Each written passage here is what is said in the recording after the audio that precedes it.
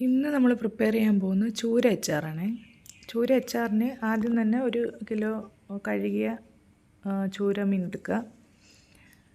അതിനുശേഷം കുറച്ച് മുളക് പൊടി,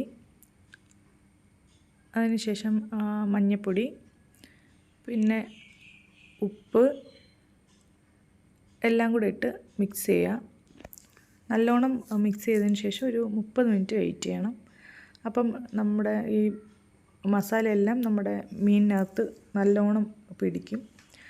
അപ്പോൾ നമുക്ക് നല്ല ടേസ്റ്റ് മീനിനകത്ത് വരും. അതൊരു 30 മിനിറ്റ് അത് പിടിക്കാൻ വേണ്ടിയിട്ട് വെയിറ്റ് ചെയ്യാം. അതിനുശേഷം നമ്മളൊരു പാത്രം എടുത്ത് അടപ്പത്ത് വെച്ച് നല്ലോണം ചൂടാക്കുക. എന്നിട്ട് ആവശ്യത്തിന് വെളിച്ചെണ്ണ ഒഴിക്കുക. ഞാൻ വെളിച്ചെണ്ണയാണ് ഉപയോഗിക്കുന്നത്. വെളിച്ചെണ്ണ ഒഴിച്ചിട്ട് കുറച്ച് നേരം വെയിറ്റ് ചെയ്യുമ്പം തിളക്കത്തില്ല, നല്ലോണം ചൂടാവും.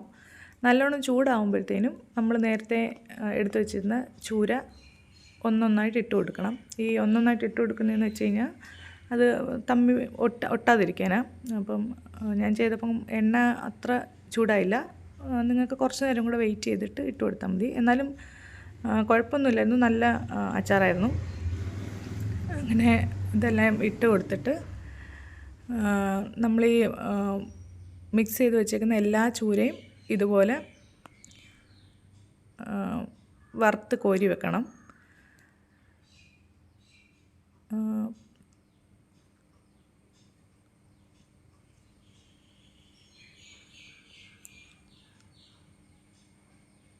ഇതൊക്കെ ലോ ഫ്ലെയിമിലിട്ട് ആദ്യം തന്നെ തീ ലോ ഫ്ലെയിമിലാക്കണം. ഇല്ലെങ്കിൽ ചിലപ്പം കരിഞ്ഞു പോവും, അല്ലെങ്കിൽ അടിക്ക് പിടിക്കും. നോൺ സ്റ്റിക്കാണ് ഉപയോഗിക്കുന്നതെങ്കിൽ അടിക്ക് പിടിക്കത്തില്ല. ഞാൻ പക്ഷേ നോൺ സ്റ്റിക്കല്ല എടുത്തത്, സ്റ്റീലാണ് എടുത്തത്. അതുകൊണ്ട് കുറച്ചൊക്കെ അടിക്ക് പിടിക്കും.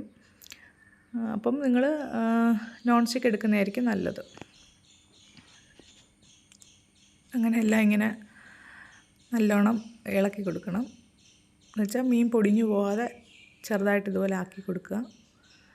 ഒരു 5-6 മിനിറ്റിനകം ഒരു സൈഡ് വേവും. അങ്ങനെ നന്നായിട്ട് നല്ല ക്രിസ്പി പോലെ ആവും വരെ നമ്മൾ ചൂടാക്കി വെക്കണം.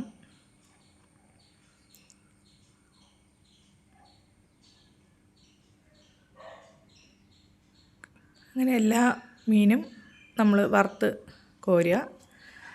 അതിന് ശേഷം നമ്മൾ കടുക് പൊട്ടിക്കുന്നതാണ് ചെയ്യേണ്ടുന്നത്. അതിന് വേണ്ടിയിട്ട് കടുവും കറിവേപ്പിലയും ഒക്കെ എടുത്ത് സെറ്റ് ചെയ്ത് വെക്കുക. അതുപോലെ തന്നെ ഇഞ്ചിയും വെളുത്തുള്ളിയൊക്കെ ആദ്യം തന്നെ ക്ലീൻ ചെയ്ത് അരിഞ്ഞ് വെക്കണം. അതിനുശേഷം നമ്മൾ അത്ര എണ്ണ തന്നെ യൂസ് ചെയ്തിട്ടുണ്ട്. ആ എണ്ണയ്ക്കകത്തോട്ട് നമ്മൾ കുറച്ച് കടുക് ഇട്ട് കൊടുക്കുക. ആവശ്യത്തിന് കടുക് ഇട്ട് കൊടുക്കുക. അതിനുശേഷം കടുക് ഇട്ട് കൊടുക്കുക. കടുക് അതുപോലെ നമ്മൾ ഉലുവ ഉണ്ടെങ്കിൽ ഉലുവ ഇട്ട് കൊടുക്കുക. ഉലുവ ഇട്ട് കഴിഞ്ഞാൽ ഒരു നല്ല രുചി കിട്ടും.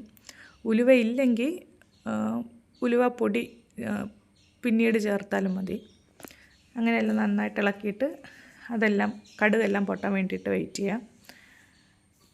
കടുകെല്ലാം പൊട്ടി കഴിയുമ്പോഴത്തേനും നമ്മൾ നേരത്തെ എടുത്ത് വെച്ചേക്കുന്ന ഇഞ്ചിയും വെളുത്തുള്ളിയും ഇട്ട് കൊടുക്കുക.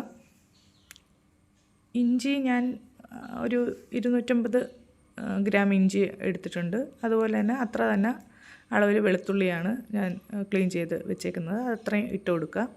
അതിനുശേഷം ആവശ്യത്തിന് കറിവേപ്പില ഇട്ട് കൊടുക്കുക. എന്നിട്ട് നന്നായിട്ട് ഇളക്കി കൊടുക്കുക. ഒരുപാട് നേരമൊന്നും ഇളക്കണ്ട, നന്നായിട്ട് വേവണ്ട. കുറച്ച് നേരം ഒന്ന് ഇളക്കി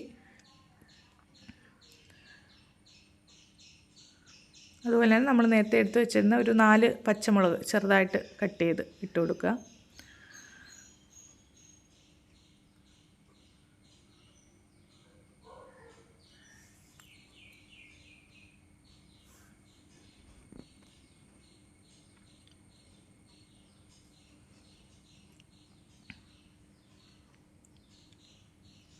ശേഷം പാകത്തിന് ഉപ്പിട്ട് കൊടുക്കുക.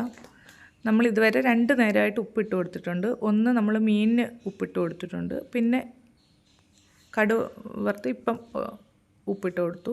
അങ്ങനെ മൊത്തം 2 ടൈമിലായിട്ട് നമ്മൾ ഉപ്പിട്ട് കൊടുത്തിട്ടുണ്ട്. അതിനുശേഷം ഇത് ഏകദേശമൊക്കെ ഒന്ന് ആയി വരുമ്പോഴത്തേനും നമ്മൾ നമ്മുടെ പൊടികളൊക്കെ ചേർത്ത് കൊടുക്കണം.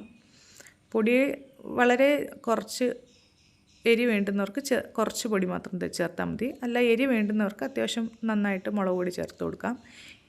ഇതെന്ന് വെച്ച് കഴിഞ്ഞാൽ ഞാൻ യൂസ് ചെയ്യുന്നത് കാശ്മീരി മുളകും നോർമൽ മുളകും കൂടെ മിക്സ് ചെയ്ത പൊടിയാണ്. ഞാനൊരു 1.5 ടേബിൾ സ്പൂൺ മുളക് പൊടി ചേർത്ത് കൊടുത്തിട്ടുണ്ട്. എനിക്ക് അത്ര എരി വേണ്ട.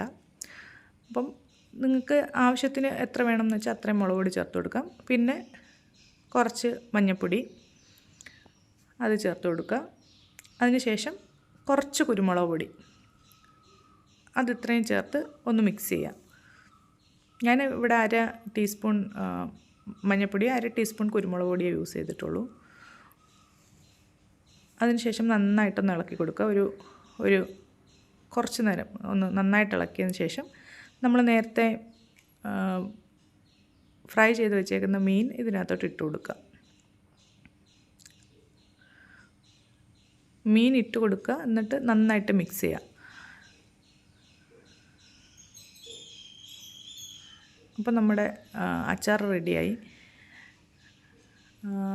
സാധാരണ ഞാൻ കഴിഞ്ഞ തവണയൊക്കെ ഉണ്ടാക്കിയപ്പോഴത്തേനും ഇത് വെളിച്ചെണ്ണ കുറവായതുകൊണ്ട് പിറ്റേന്നായപ്പോഴത്തേനും ഒട്ടും ഗ്രേവി ഇല്ലാതായി. അതുകൊണ്ടാണ് ഇത്തവണ ഇത്തിരി ഗ്രേവി വേണം എന്നുള്ളതുകൊണ്ട് ഇങ്ങനെ എടുത്തത്.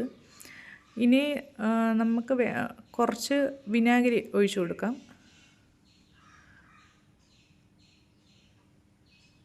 വിനാഗിരി ഒഴിച്ചു കൊടുത്തതിന് ശേഷം ഒന്ന് ഉപ്പ് നോക്കുക. ഉപ്പ് കുറവാണെങ്കിൽ ഈ വിനാഗിരിയുടെ പുളി ഒന്ന് ബാലൻസ് ചെയ്യാൻ വേണ്ടിയിട്ട് കുറച്ച് ഉപ്പും കൂടി ഇട്ട് കൊടുക്കുക.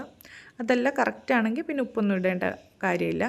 ഇതിപ്പോൾ ഇങ്ങനെ ആണെങ്കിലും ഒരു ദിവസം വെച്ചിരുന്ന് കഴിയുമ്പോഴത്തേനും നന്നായിട്ട് ഈ ചാറ് ഈ മീൻ പിടിക്കും. അപ്പോൾ നമുക്ക് ഇത്രയും വെള്ളം കാണത്തില്ല. അപ്പം ഗ്രേവി നന്നായിട്ട് വേണ്ടുന്നവർ ഇങ്ങനെ ചെയ്യാം. ഗ്രേവി ഒട്ടും വേണ്ട എന്നുള്ളവർ വെളിച്ചെണ്ണ അത് കുറച്ച് യൂസ് ചെയ്താൽ മതി.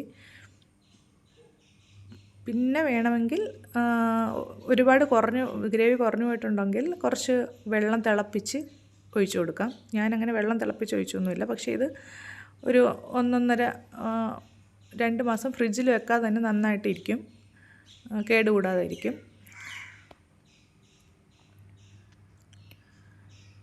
നമുക്കിത് ചപ്പാത്തിയുടെ കൂടെയും ചോറിൻ്റെ കൂടെയും എല്ലാത്തിൻ്റെ കൂടെ നമുക്ക് കോമ്പിനേഷനായിട്ട് യൂസ് ചെയ്യാം. അപ്പം ഇഷ്ടപ്പെട്ടെങ്കിൽ ലൈക്ക് ചെയ്യുക, സബ്സ്ക്രൈബ് ചെയ്യുക, ഷെയർ ചെയ്യുക, സപ്പോർട്ട് ചെയ്യുക. Thank you.